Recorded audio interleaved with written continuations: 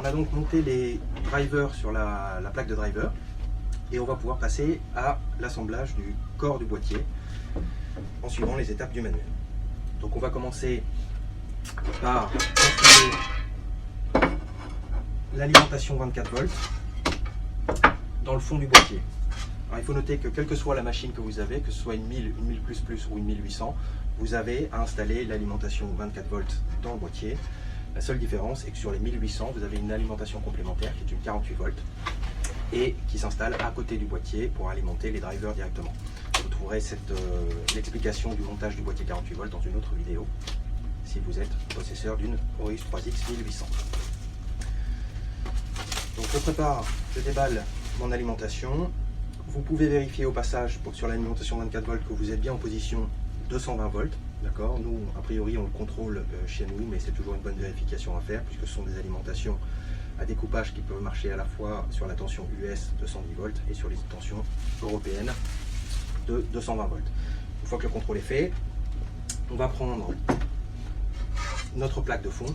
Et alors, je vous invite à faire bien attention sur le boîtier, au visuel, à prendre quelques secondes pour regarder le visuel parce que la plaque a des perçages qui ne sont pas symétriques. Il y a donc un dessus et un dessous. Je vais positionner mon boîtier. Pour m'aider, je retourne la plaque. On va utiliser les 4 gros perçages de la plaque. Et je vais donc... Alors il y a une direction aussi, c'est-à-dire que les 3 perçages qui sont ici doivent correspondre, les 3 perçages qui sont en bas de la plaque doivent correspondre à l'arrière de l'alimentation. Donc, je vais retourner mon alimentation, faire correspondre mes 4 perçages, prendre les vis M4/6 à tête ronde,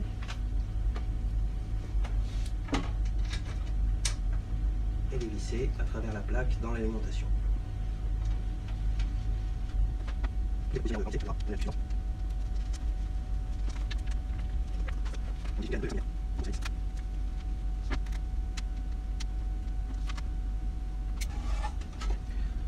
Donc une fois que l'alimentation est assemblée, ça doit ressembler à ça.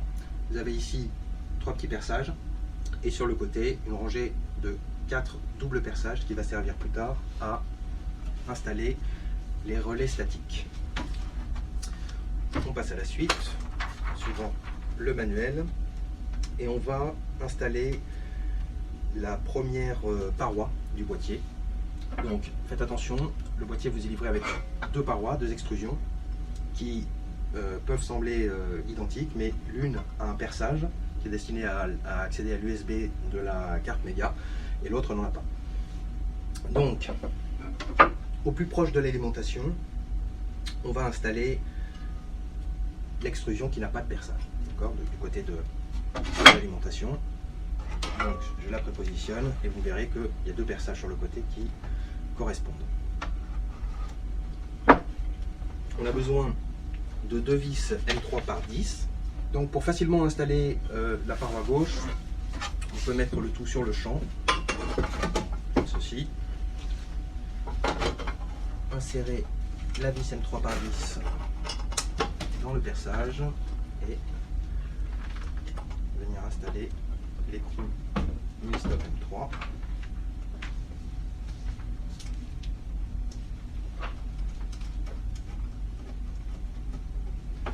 Alors, je vais préinstaller la seconde.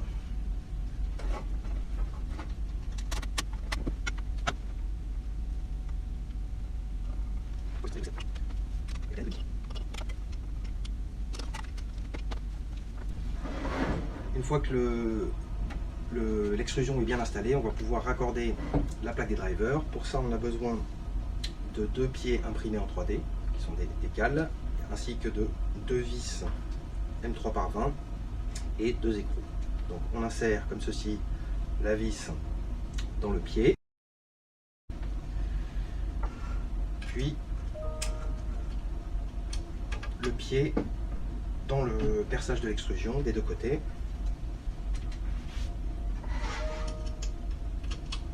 On a donc nos pieds avec les vis M3/20 qui dépassent. On peut insérer la plaque driver. Donc souvenez-vous, hein, la plaque elle n'est pas symétrique. Donc il y a un côté qui est destiné à être attaché ici, l'autre côté qui est un côté extérieur. J'enfile ma plaque de driver. Je prépare mes écrous M3.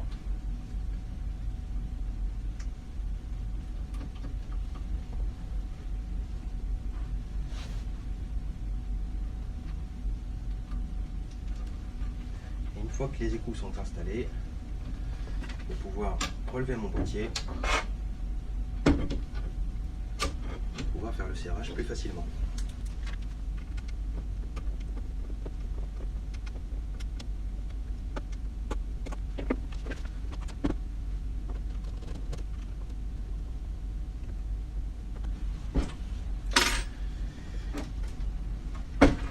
Pour une question d'équilibre, on va monter des pieds sur l'extérieur de la plaque des drivers. Même topo, on insère les vis dans les pieds.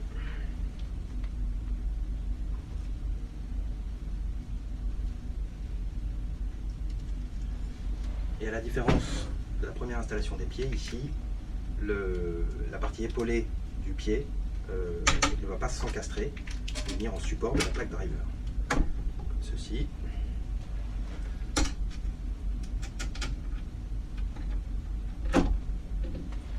Et on vient directement serrer avec des écrous mix-stop.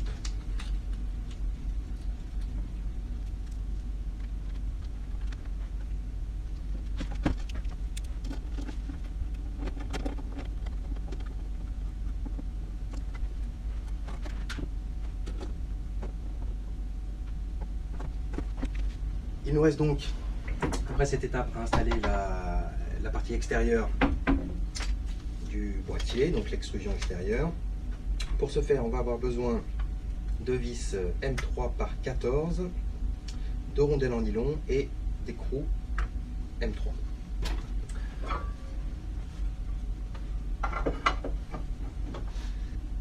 En premier lieu, je peux fixer l'intérieur.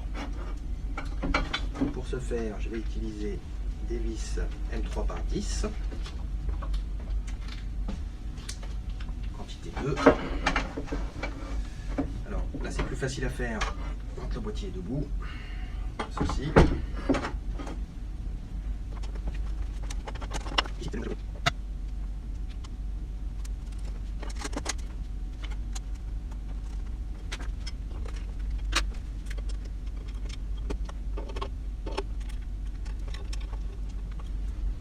Une fois que la plaque de fond est montée, on va installer les pieds.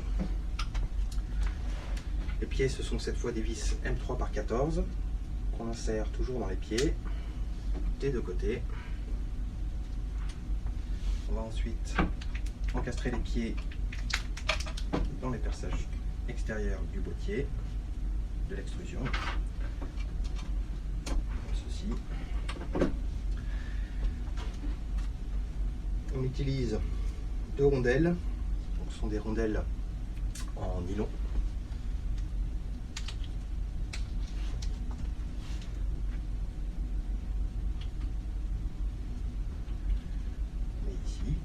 Et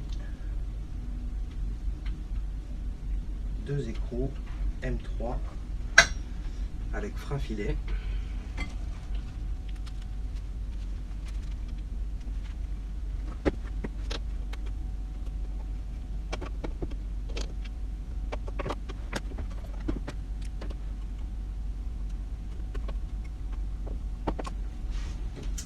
Ok, donc on a terminé l'assemblage de la structure des profilés du boîtier.